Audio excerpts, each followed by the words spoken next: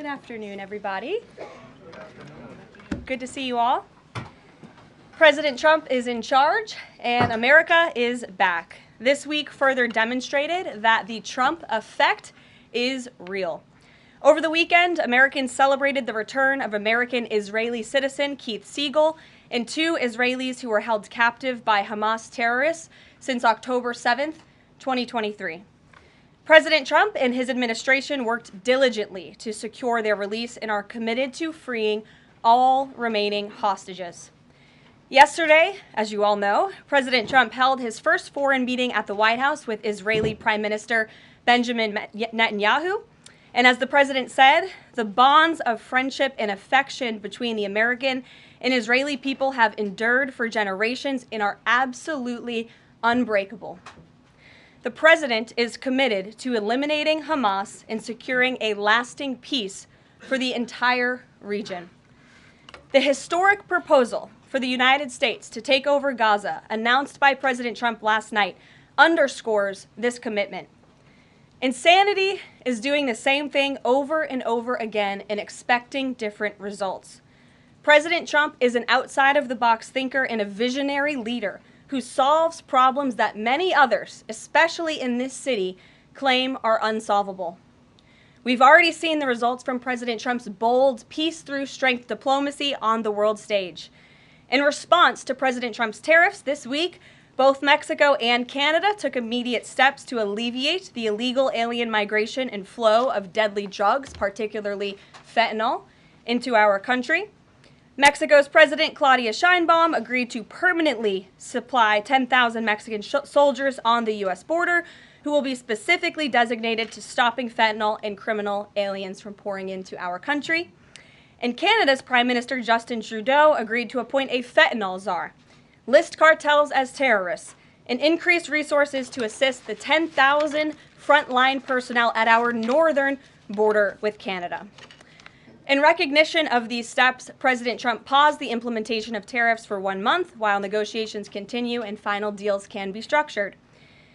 Throughout the transition and during his inaugural address, President Trump made it known that the United States cannot and will not allow the Chinese Communist Party to continue with its effective and growing control over the Panama Canal. Following Secretary Rubio's successful first trip and visit there over the weekend, Panama's president said he will allow its participation in the Chinese Communist Party's, it will no longer allow the participation in the Belt and Road Initiative. That participation will expire. This is significant because Panama was the first Latin American nation to join Belt and Road and now becomes the first to back away from it because of President Trump. And to assist with the ongoing mass deportation effort, El Salvador's president has agreed to the most unprecedented migratory agreement anywhere in the world. Because President Trump is back in charge, El Salvador has offered for illegal aliens of any nationality facing deportation in the U.S. to be booked in his country's prison system. And finally, President Trump's envoy for special missions, Rick Grenell, traveled to Venezuela and not only secured the release of 6 American hostages, but Venezuela also agreed to accept the return of illegal alien Tren de Aragua gang members. All of these incredible victories prove how well President Trump's peace-through-strength approach is working. And the days of weak American leadership are over. In another success story this week, efforts to seal the border, halt the invasion, and carry out the largest mass deportation campaign continue at lightning speed. Customs and Border Protection has approximately 79 miles of new border wall projects already underway in various stages of construction and planning. The first flights arrived to Guantanamo Bay yesterday afternoon out of El Paso. And who were some of the passengers aboard, you may ask? There were 10 members of the transnational gang Tren de Aragua on this flight. And overall, our heroic ICE agents continue to prioritize the removal of violent criminal illegal aliens in communities across the country. On February 3rd, ICE Dallas arrested a citizen of Nicaragua who has been convicted of sexual assault, strong arm, and lewd acts with a minor and sentenced to 15 years in prison.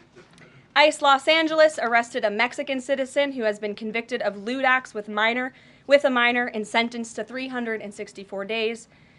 And ICE Atlanta arrested a citizen of Mexico who has been convicted of homicide by vehicle and hit and run and sentenced to 6 months confinement. And ICE New York arrested a Venezuelan national and known TDA gang member who has a prior criminal conviction for assault in the 3rd degree causing physical injury. Americans are safer every single time one of these criminals is arrested and deported from our country. On another important and ongoing topic, the Senate is working fast to confirm President Trump's exceptional cabinet nominees in the face of relentless media smear campaigns. As of right now, 12 members of the president's cabinet have been confirmed, most recently Pam Bondi, who, as you all know, I was just in the Oval Office for that swearing-in ceremony surrounded by Pam's lovely family, and we look forward to watching her serve as the Attorney General of the United States. According to CNN, President Trump is getting more cabinet picks confirmed so far than the average president in the modern era. Another success story. And we believe it's critical that Republicans in the Senate majority stay tough and keep their foot on the gas to confirm all of the remaining nominees as quickly as possible so we can continue President Trump's important work here at the White House and across our entire federal government. And lastly, throughout his historic campaign, President Trump pledged to restore common sense to our country. And he is continuing to deliver on that with an executive order that he will sign later today. The president will be signing an executive order keeping men out of women's sports to defend the safety of athletes, protect competitive integrity, and uphold the promise of Title IX. This common sense action from President Trump ends the disgusting betrayal of women and girls by the previous administration, who for years catered to radical activists who wanted biological males to be treated as women in workplace showers, competitive sports, prisons, and even rape shelters. Gender ideology insanity is over. Submissions from individuals across the country interested in participating in our new media seat at a future briefing continue to flood in. We are at more than 12,000 and counting. If you're watching right now and are interested, you can continue to apply on our new media website, whitehouse.gov/newmedia. And in the seat today, we have a longtime national television broadcaster. I'm sure many of you recognized her when she came in, Sage Steele, who is now the host of an incredibly successful podcast, the Sage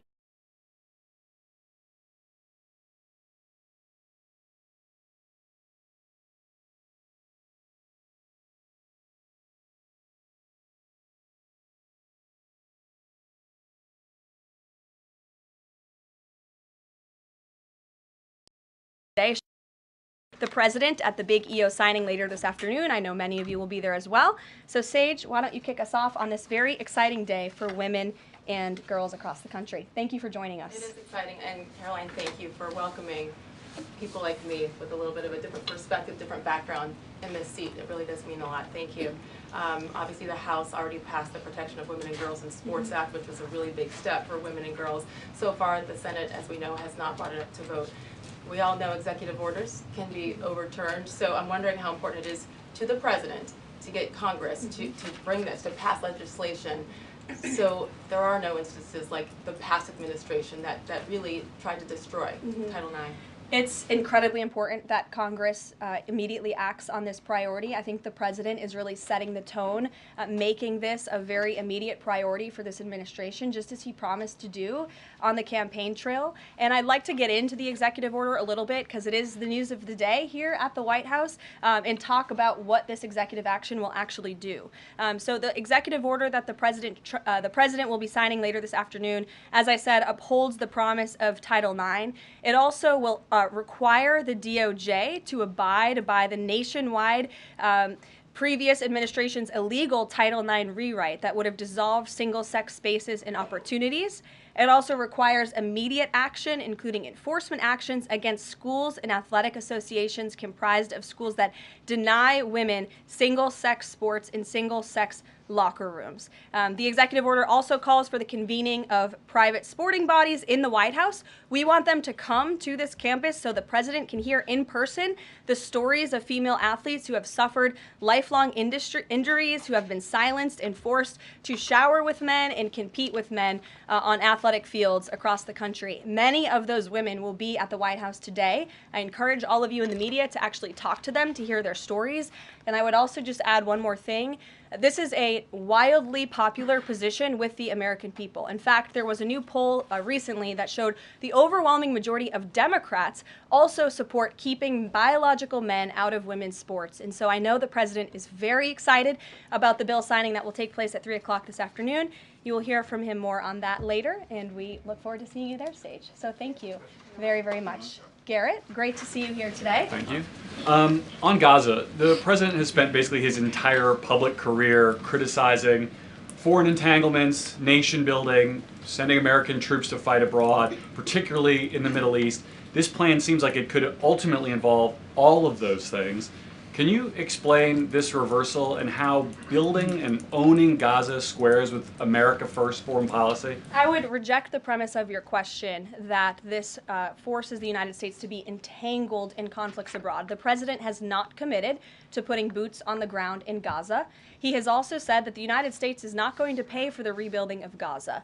His administration is going to work with our partners in the region to reconstruct this region. And let me just take a step back here, because this is an out-of-the-box idea. That's who President Trump is. That's why the American people elected him.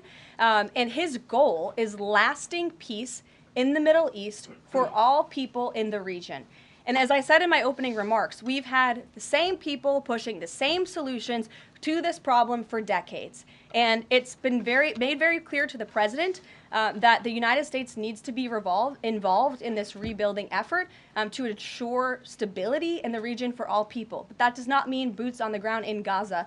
It does not mean American taxpayers will be funding this effort. It means Donald Trump, who is the best deal maker on the planet, is going to strike a deal with our partners in the region.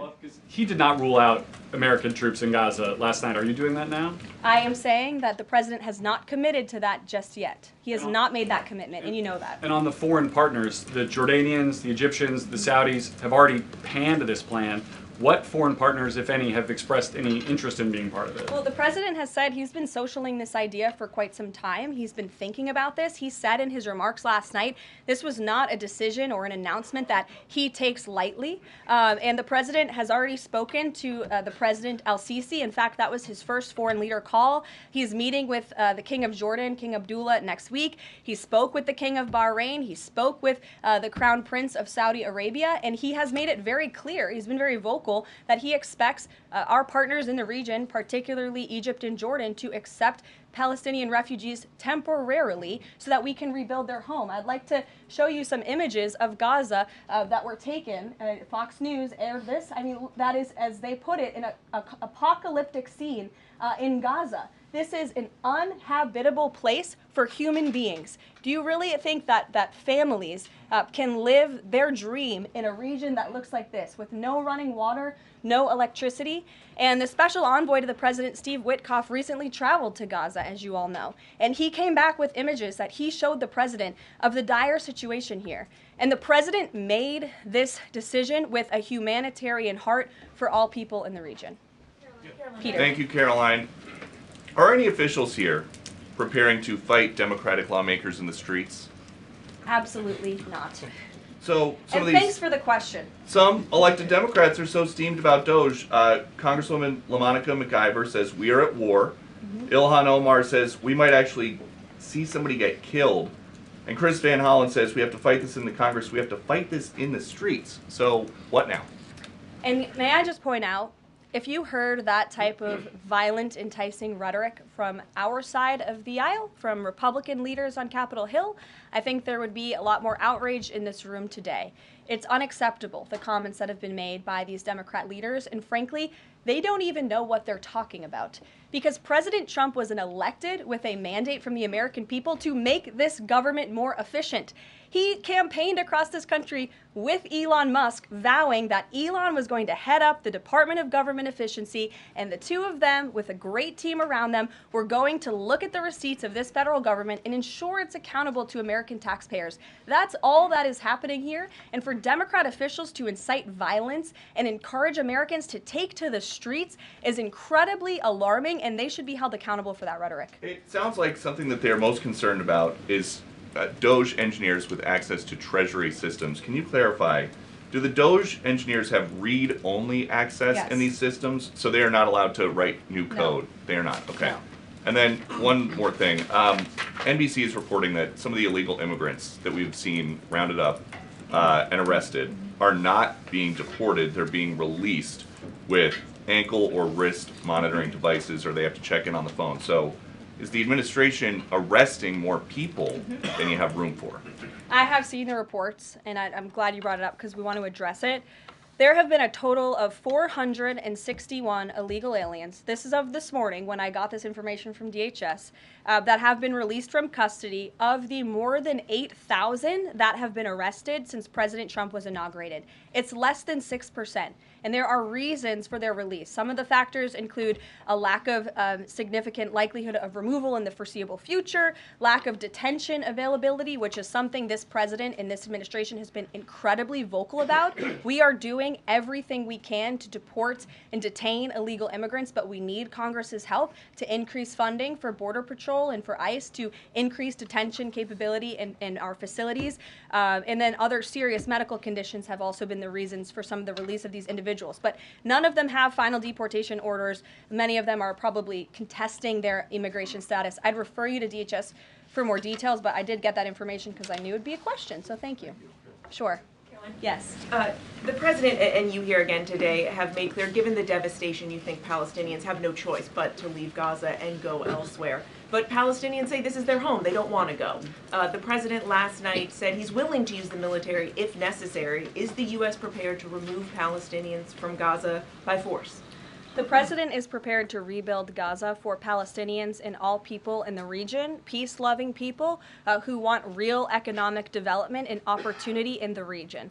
This is a region that has been controlled by Iranian-backed terrorists, Hamas, who have brutalized not just Israelis but Palestinians too. It is because of Hamas that you see those images on that screen, that Gaza has become a demolition site because Hamas launched that brutal attack on Israel on October the 7th. And so again, I would stress, President Trump wants to ensure that this can be a place where all people can live in peace. He is a peacemaker in chief. He made that very clear in his first term. And as for how that will be accomplished, the president and his team are talking with our allies in the region to consider next steps. But should the American people be prepared to see U.S. military on the ground fighting a ground war against Hamas? Again, the president has not committed to U.S. troops in the region. But it is an option.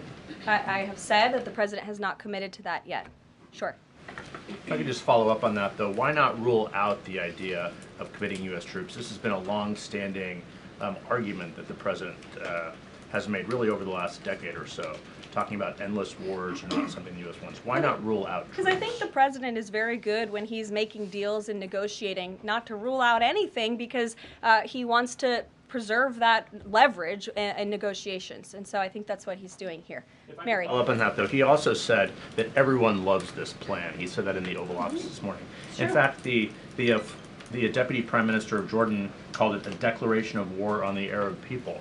So how does he square the fact that even some Republicans on the Hill are objecting to this or questioning this? How does he square the fact saying everyone loves this plan? Well, King Abdullah of Jordan will be here next week, so I can provide you more context on the conversations he will have directly with the President of the United States after that meeting.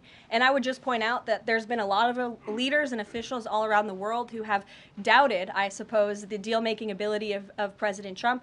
You heard the Panama leader saying that he would not agree to some of the concessions that he has now made because of Secretary Rubio's visit. You had the Colombian president saying he wouldn't accept flights of Colombian illegal nationals who have entered into our country illegally, and those flights are underway. So actions speak louder than words. Dasha.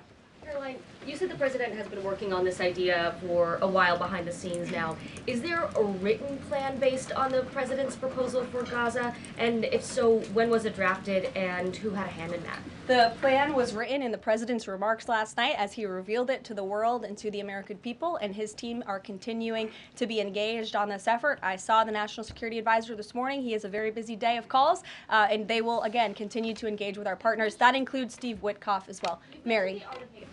Two questions for you on the news of the day. So how is today's executive order going to impact the 2028 Summer Olympics in Los Angeles? For example, would a man who thinks that he's a transgender woman be allowed to compete as a female on U.S. soil?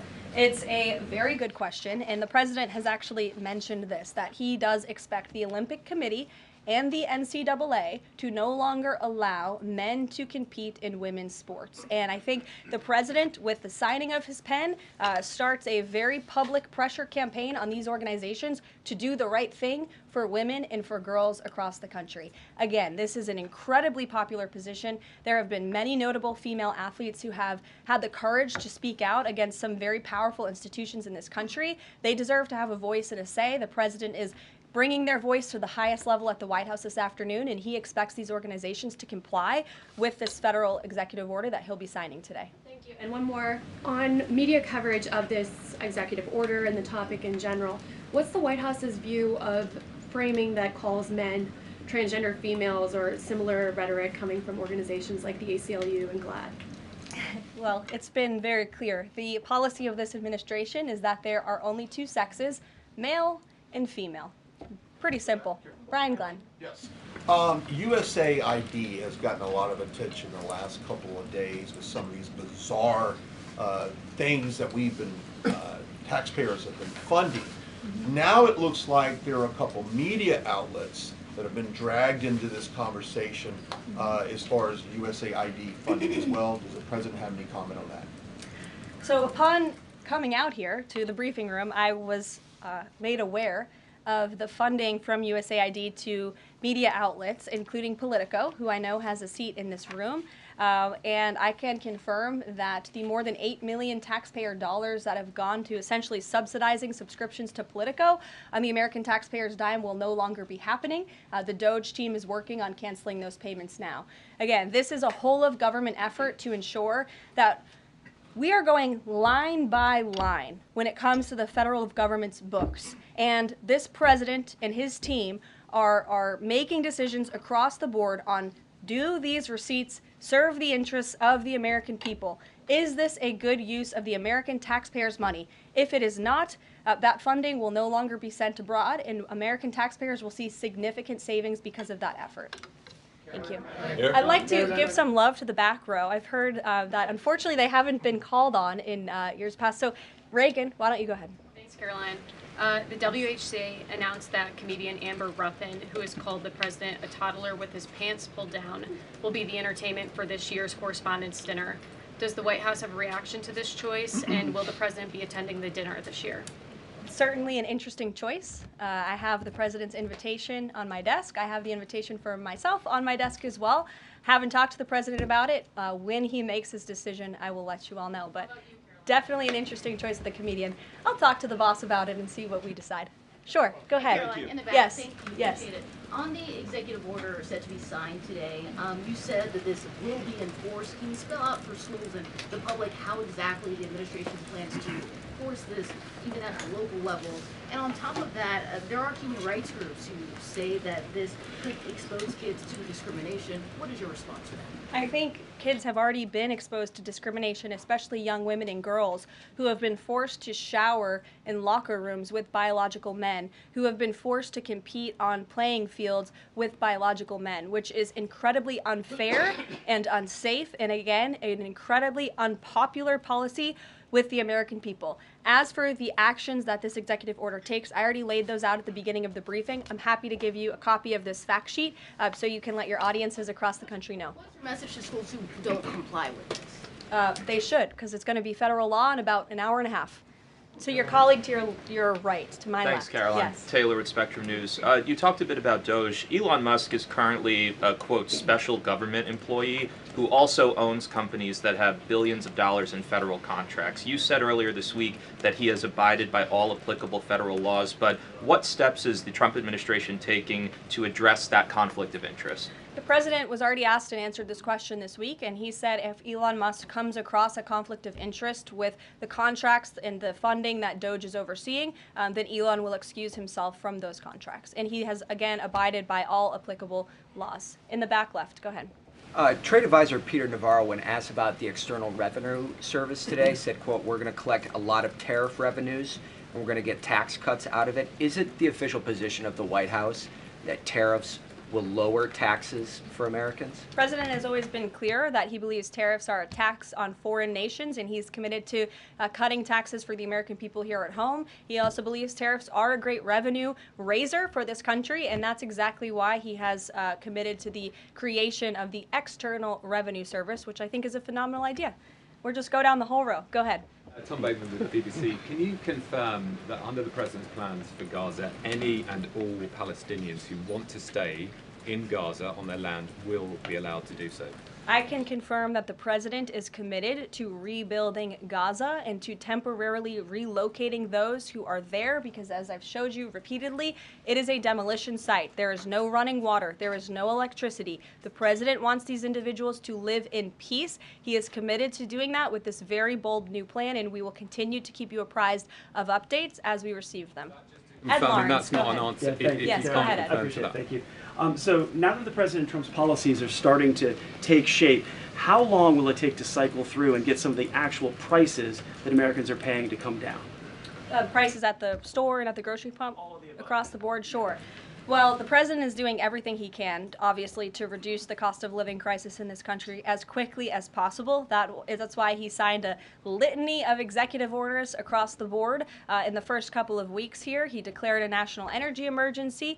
He committed to cutting 10 regulations for every new one on the book. As you know, working for a Fox Business-related outlet, deregulation and energy independence are huge drivers of reducing inflation in this country. And I think Americans can be assured by the results President Trump had in his first term, when again inflation was 1.4% when he left office. Is it months or is it a year? And will Americans have the patience to wait for it? I don't have a timeline, but the president is doing everything that he possibly can to reduce cost of living for Americans at home. Phil Wegman. Thank you. Is it worth risking the life of a single U.S. Marine to turn the Gaza Strip into the Riviera of the Middle East? Phil, I'm not sure why you're asking me that question because I've already said the president has not committed to sending Marines or any boots on the ground in Gaza. We'll bring it to the front row. You're holding out the possibility? Good to see you again here in the front row, Caroline. Two things. On today's announcement, Title IX, if he scales back the education department or moves to shut it down entirely, what entity will enforce Title IX? As of now, this will be enforced through education through Title IX. If the abolishment of the Department of Education continues, which, as the president said yesterday, it's something his team is looking at and considering. It's something he talked a lot about on the campaign trail. Then, of course, we will look at additional maneuvers to ensure that these very important policies can be implemented. Okay, so the education abolishment thing's still on the table. Title IX. The president talked about it yesterday in the Oval Office, and he has good reason to talk about it. I mean, look, our education system is failing students in this country. The Nation's Report Card, I brought it up in my remarks last week, it shows that fourth graders are not reading at the level they should. I believe it was 40% of them are proficient in reading. As the mother of a child, I want an education system that helps my child read and write, teaches him math, nothing else in the classroom. And the president is wholeheartedly committed to we can make academia great again in this country. One other quick Deanna. one, Caroline. Oh, thanks, Caroline. Does the president, is he looking at offering anything to these Arab countries that take in Palestinians? Is he willing to give them anything in return? And secondly, when the president announced his taking over Gaza policy yesterday, was Netanyahu aware of this, and what was his reaction when Trump presented that idea to him? I won't get ahead of the president's discussions or negotiations on your first question about what would be offered. I think the president's made it clear that he expects these nations in the region to step up and to accept Palestinian refugees who will be temporarily relocated for the rebuilding of Gaza. As for whether Prime Minister Netanyahu was aware before the president's remarks, he was indeed. I wasn't present for that reaction. But again, this is something the president has been socializing and thinking about for quite some time. Nick, good to see you. Oh, Jordan. Jordan, sorry. Thank you, Caroline. So Secretary Hegseth announced yesterday that Army recruiting levels have reached 12-year highs in December, 15-year highs in January. What is making young people want to serve the military under the Trump administration, and how does that contrast to Biden's failure consistently to meet recruiting average? Yeah. Or, does DEI President Trump's anti-DEI agenda play a role in this? Well, first of all, the recruitment level for all branches of our military are at crisis levels, and it serves as a national security risk that our military branches are not fully staffed to where they need to be.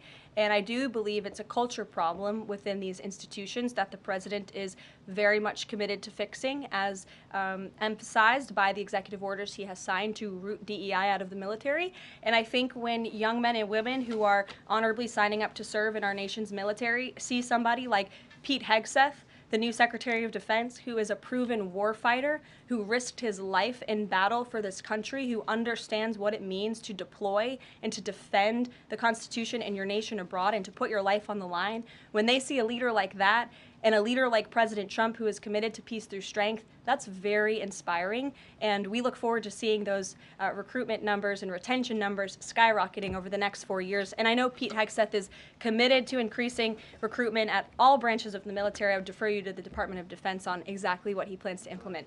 Jeff. Thanks very much. Two questions. One, the president yesterday used the word permanent for permanently resettle Palestinians. I hear you saying temporarily today. Is that a shift or a specific change that you want to highlight? And my second question is, yesterday he spoke about the U.S. owning Gaza. Who owns Gaza now, and how would the U.S. acquire ownership? Well, Gaza is currently run by Iranian-backed terrorists in the Middle East, Hamas, who we all agree, I think everybody in the region agrees, that can no longer stand. Just look at the events of October 7th and the events since. And the president, again, is committed to rebuilding the region for all people who want to return to it once it is no longer a demolition site and it's a place where people can actually live and thrive in harmony, as he said last night, his words, not mine. Daniel. Permanent versus temporarily resettle? Can you just clarify The president that? has made it clear that they need to be temporarily relocated out of Gaza for the rebuilding of this effort. Again, it's a demolition site right now. It's not a livable place for any human being. And I think it's actually quite evil to suggest that people should live in such dire conditions. Daniel. Karoline, thank you so much. The Daily Guidance says that the president will be meeting with a pair of governors today, Governor Abbott of Texas and Governor Newsom of California. It comes after the president took executive action to turn the water back on in California. Billions of gallons are flowing now. What can you tell us about the two meetings and the importance of President Trump's actions to help people in California? Sure. Those meetings will be taking place shortly, so I will get out of here to get to those meetings. We can always provide you a readout, as we always do. We try to be very transparent about what the president is doing in the Oval Office. Perhaps he'll even call you in to join him. We never know around here, as you all know. But Governor Abbott is obviously a great friend and an ally to the president. He has been on the front lines of the border crisis in this country. And as for Governor Gavin Newsom, well, the president is willing to work with anybody from blue states or red states to do what's best for the American people. And he really enjoyed, the president really enjoyed his trip to Pacific Palisades last week. He felt very inspired by the frustration of the residents there, and he has been wholeheartedly committed to ensuring that the water is flowing in California to prevent these wildfires, and also that people have access to their properties. And he has continued to apply tremendous pressure to Gavin Newsom and also the Los Angeles mayor to allow private residents and property owners to access their property. He believes that's their right to do so, and they should be able to do it. And one more thing before I wrap up, because I do want to get to these meetings, and I will see you all at the EO signing later this afternoon. I would just say that you brought to mind California and North Carolina, who continue to be on our hearts, and the president and this administration are committed to ensuring that these individuals get the funding that they need. And I would just say a strong message to Democrats who are out there pretending to be outraged about the long list of crap that this administration is cutting, federal waste and funding, like $2 million for sex changes in Guatemala, $6 million to fund tourism in Egypt, $20 million on a new Sesame Street show in Iraq, $4.5 million to combat disinformation in Kazakhstan. I could go on, and I'm happy to provide this list to every single one of you. Democrats are outraged that the American people want to be, they want their taxpayers going to good uses, not stuff like this. But then they're very quiet about the fact that there are still North Carolinians and people in California who have lost everything, and in the last 4 years, this federal government did nothing to help them. This president will continue to put Americans first, and I think the successes of this week so far speak to that, and it's only Wednesday. So I'll see you guys later this week, and we'll see you this afternoon. Thank you very much.